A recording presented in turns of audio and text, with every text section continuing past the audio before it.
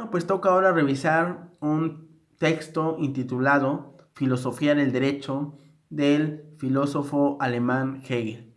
Y para ello, pues nosotros vamos a revisar la introducción de este texto, específicamente los puntos 1 y 2, que están de la página 39 a la 41. Y en este primer momento, Hegel nos viene a decir que la filosofía del derecho tiene como objeto de estudio a la idea del derecho. Y la idea del derecho comprende el concepto del derecho y posteriormente su realización. Una de las cosas centrales que va a interesarle a la filosofía del derecho es la concepción del derecho. ¿Qué es el derecho? Y en un punto más también, ¿qué es o qué debe ser el derecho? La esencia del derecho. Y bueno, si alguno de ustedes, hay que hacer una prevención, si alguno de ustedes todavía a estas alturas tiene la concepción de que el derecho solamente comprende un conjunto de normas jurídicas, es bueno saber que esa concepción es totalmente pues inacabada. El derecho no solamente se agota con el establecimiento de normas jurídicas. El derecho tiene una gran injerencia en nuestra vida social y bueno, para ello tenemos una infinidad de ejemplos. El hecho de que se abra una vía pública, el que haya alumbrado público, seguridad, el que tengamos luz eléctrica, agua potable en nuestros domicilios, todo eso tiene de alguna u otra forma injerencia el derecho. En otros aspectos, supongamos a una persona que va a construir una casa habitación, pues a grandes rasgos esa persona tendrá que ser propietaria de la fracción de terreno donde va a edificar. Cuando empiece a construir tendrá que pedir permisos a la municipalidad y posteriormente también tendrá que sostener una relación laboral con los trabajadores de la construcción que se van a hacer cargo de la obra, etcétera, etcétera. Entonces, como podemos visualizar, el derecho tiene muchos aspectos o abarca muchos aspectos de nuestra vida. Sin embargo, también es importante aclarar que el derecho, si bien parece omnipotente, no lo es, porque hay espacios en los cuales el derecho no puede participar, lo que llamamos los espacios libres de derecho. Y esto lo vamos a revisar un poquito más adelante, pues con más detenimiento, cuando revisemos algún otro autor en otra lectura sobre filosofía del derecho. Pero adelantando un poquito, el derecho no va a tener injerencia, por ejemplo, en nuestro pensamiento. No puede haber alguna ley que obligue a una persona o a un grupo de la sociedad a tener tal o cual ideología o a pensar de alguna forma determinada. Otro de los ejemplos donde existe espacio libre de derecho es también en las decisiones sobre el cuerpo. Supongamos, por ejemplo, a una persona, hombre o mujer, que preste servicios sexuales en su domicilio y que cobre por ello. Eso no lo puede, en un momento dado, pues restringir el derecho. Eso pertenece a la conciencia de la propia persona. Es un espacio libre de derecho. Sin embargo, si esa misma persona asiste a un centro donde se ejerce la prostitución o donde se ejerce la trata de personas, ahí sí va a tener injerencia el derecho en un aspecto restrictivo, o incluso el que se ofrezcan servicios sexuales en la vía pública, pues eso sí está restringido por el derecho. Si bien es cierto, la persona está haciendo disposición de su cuerpo, pero está trastocando otros aspectos de la sociedad que están regulados y por lo tanto, pues sí, el derecho va a tener injerencia en ello. Pero bien, sigamos más adelante. Dice que la filosofía trata de ideas y el concepto de idea viene siendo también fundamental. Nos hace la aclaración que no debemos confundir a la idea con meros conceptos. Los conceptos, de manera simple, los conceptos simples tienden a veces a la unilateralidad y falsedad. Es decir, porque los cargamos con nuestro particular punto de vista. Y eso hace que a veces no tomemos en cuenta, no echemos mano de todos los elementos que tenemos que considerar, y eso hace que en un momento dado pues el concepto quede incompleto. Un mero concepto viene siendo a veces una abstracta determinación intelectiva, porque derivada de esa selección, pues a veces no contemplamos, como lo comentaba, todos los aspectos centrales, a veces por desconocimiento, y eso hace que nuestro concepto ya finalizado, pues quede incompleto. Por otro lado, dice que el derecho va a ser parte de la filosofía. Y la filosofía debe desenvolver desde el concepto la idea, y la idea entendida ahora sí como una esencia, como un concepto típico ideal, como algo a lo que hay que aspirar, en este caso la idea del derecho. Entonces la idea va a ser la razón de un objeto, la razón de la cosa misma, la razón del derecho. Por otro lado, el derecho pues tiene un punto de partida, y ese punto de partida es el resultado y la verdad de lo que antecede. Por otro lado, el concepto del derecho, conforme a su devenir, pues cae fuera de la ciencia del derecho. Su deducción es presupuesta y el concepto mismo debe admitirse como dado. El derecho es cambiante, por eso dice que conforme a su devenir. Lo que era hace 20 años, hace 5 años, incluso hace 2, derecho vigente o lo que era el derecho, puede suceder en muchos escenarios. Puede suceder que en la actualidad pues ya no esté vigente, puede ser que sí siga vigente, puede ser que sea reformado, o puede ser que sea completamente la institución o la figura ya haya cambiado y sea una figura totalmente diferente la que tengamos en la actualidad. Por eso al concepto del derecho, este concepto del derecho más bien cae fuera de la ciencia del derecho, porque el concepto del derecho como tal en la ciencia jurídica ya viene presupuesto y debe de admitirse como dado. A la ciencia positiva del derecho, esto de la definición no le va a importar demasiado, porque a la ciencia positiva del derecho pues procede principalmente señalar lo que es lo jurídico, es decir, qué son las particulares prescripciones legales. Y aquí tenemos un tema central, porque vamos a hacer una distinción entre el ser y el deber ser. Ya los romanos eran muy lógicos y tenían esta distinción totalmente marcada, la encontramos en el derecho romano. Para ellos tenían la distinción entre lex, ley, y jus, derecho. Estas dos secciones del ser y el deber ser, a la filosofía del derecho le va a corresponder el estudio del deber ser. Y vamos a hablar un poquito más de ello para que esta distinción, que es muy importante, pues quede muy plasmada en su pensamiento. Supongamos, ustedes ya en introducción al estudio del derecho revisaron el proceso de creación de una ley, el proceso legislativo.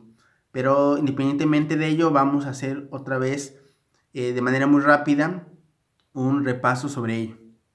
El proceso legislativo pues comprende una serie de pasos para que el derecho pues nazca a la vida jurídica. Varios de los pasos pues vienen siendo los siguientes. Hay una iniciativa, vamos a hablar en materia federal, hay una iniciativa que independientemente de la materia pues se va a presentar ya sea a la Cámara de Diputados o a la Cámara de Senadores. Una vez que se presenta la iniciativa, se procede a la discusión en la Cámara y en su caso a la aprobación. Si esto sucede de tal manera, se pasa a la Cámara a la Cámara contraria, de ser de senadores o de diputados, para que pase este proceso, el de discusión y de aprobación. En caso de que no haya ninguna anormalidad, se va a pasar al Ejecutivo para que ejerza su derecho del veto y pues obviamente sancione. Se va a posteriormente a promulgar y a publicar esa norma y va a iniciar su vigencia. Y entonces una ley que pase por este proceso legislativo va a entrar o va a ser derecho legislado, derecho vigente, y esa ley pues va a estar dentro del mundo del derecho, perdón, dentro del mundo de la legalidad. Pero puede suceder que no esté dentro del marco del derecho, dentro del mundo del derecho. Y vamos a poner un ejemplo más concreto. Hace algunos años, no recuerdo si en 2015 o 2014, por ahí de esos años, hubo un tema por una ley que se aprobó en el Congreso del Estado de Puebla, la llamada o conocida más bien como Ley Bala, que más o menos tenía por nombre algo así de Ley para proteger los derechos humanos y que regulaba el uso legítimo de la fuerza por parte de los elementos de las instituciones policiales del Estado de Puebla. Esta, si bien era derecho legislado, ¿por qué? Porque había sido aprobada por el Congreso del Estado, había participado de ese proceso legislativo, no era válida en sí misma. O sea, era derecho vigente y era derecho legislado, pero no era válida. ¿Por qué? Porque intrínsecamente su contenido no estaba apegado a los valores del derecho. Es decir, no se puede criminalizar la protesta. No existe el uso legítimo de la fuerza para proteger derechos humanos. Esa ley, si bien había pasado por el proceso legislativo, incluso estuvo vigente por algún tiempo, no estaba apegado a los valores del derecho. Incluso ya esa ley en el 2018 pues ya fue derogada.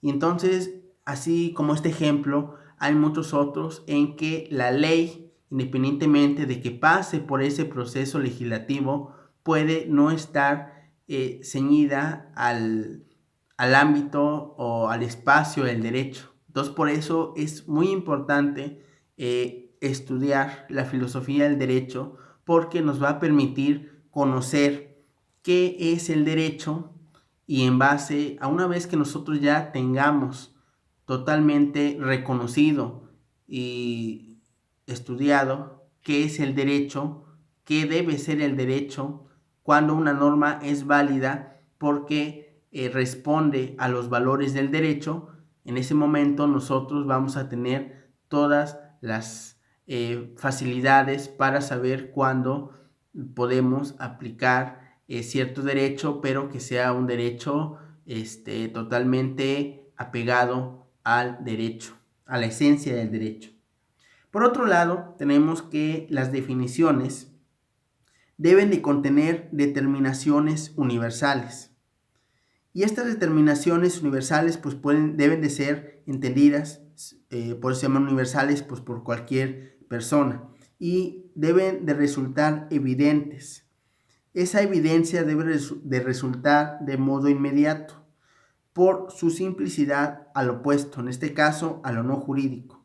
Y Hegel nos marca en su lectura un ejemplo de esta complejidad de formular definiciones. Y nos pone el ejemplo de la definición de persona. Nos habla de que en la antigua Roma la definición de persona como tal no entraba dentro de ella la categoría de esclavo. Si bien es cierto, nosotros en la época moderna sabemos que se reconoce el derecho a cualquier persona, y la distinción de esclavo y ciudadano pues ya no existe y es totalmente discriminatoria, obviamente. Pero para ese momento de la historia en la antigua Roma, el esclavo y el ciudadano eran dos categorías totalmente diferentes. Y solamente el ciudadano entraba dentro de la definición de persona. Entonces ahí podemos visualizar la complejidad de hacer ese tipo de definiciones. Posteriormente encontramos que la deducción de la definición en este caso se va a prescindir de los casos particulares y la exactitud de la definición va a residir en la concordancia con las representaciones existentes. Se discierne lo que científicamente es esencial en cuanto al contenido, a la necesidad de la cosa, que es el derecho, y en cuanto a la forma de la naturaleza del concepto. Contrario con lo que sucede en la filosofía. En el conocimiento filosófico tenemos la necesidad de tener un concepto. Y el concepto es importante porque, como lo platicamos, debemos de conocer todo lo que engloba. Y el concepto viene a ser lo principal y el proceso como el resultado de ese ser resultante, siendo el contenido totalmente necesario. El modo como este concepto es por sí en su realidad y el modo tal cual es en la representación, no solo pueden ser distintos el uno del otro, como lo habíamos platicado en el ejemplo, sino que deben serlo también o pueden serlo en cuanto a la forma. No obstante ello, si la representación no es falsa, también en cuanto a su contenido, pues el concepto se va a mostrar como comprendido en ella y de acuerdo con su esencia. La representación pues puede ciertamente ser elevada a la forma del concepto. Las leyes no son perfectas, pero sí son perfectibles. Sí pueden aspirar a los valores del derecho, sí pueden estar encausadas en ese deber ser.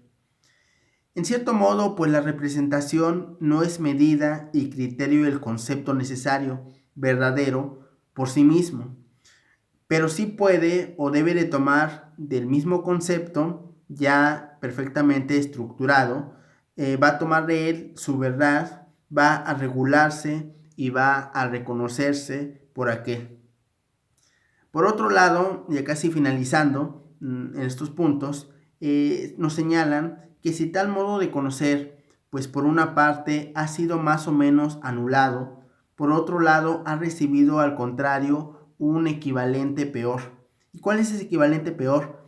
El tomar inmediatamente y determinar las ideas en general, en este caso la del derecho y sus determinaciones ulteriores, como hechos de conciencia y convertir en fuentes del derecho al sentimiento natural o exagerado, al propio ánimo y a la fantasía.